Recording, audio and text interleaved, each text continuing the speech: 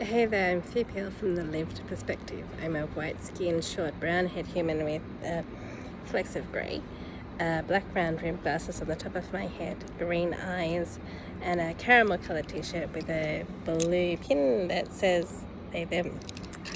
And I'm here on the unceded lands on which I currently dwell that are subject at the moment to native title claim. So I will simply acknowledge the traditional custodians of this land and their elders past, present and emerging, and acknowledge that these lands sovereignty was never ceded.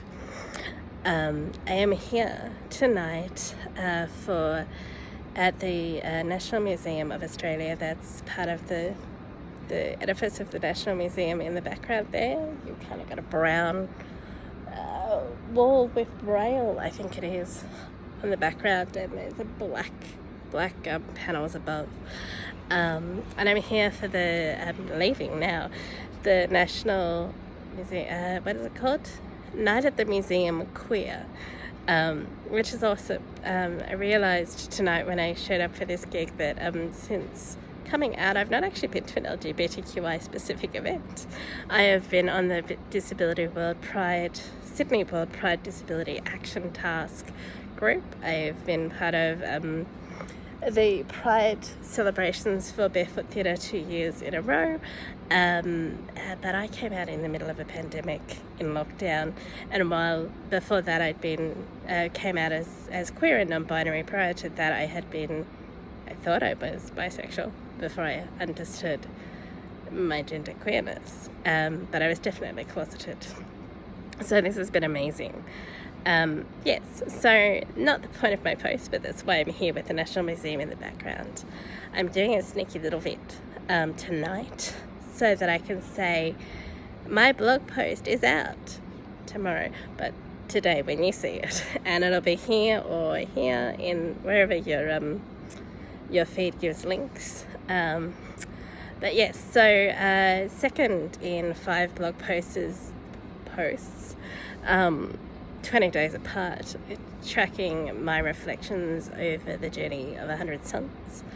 The first was listen to your body. The second is follow your heart. And it's been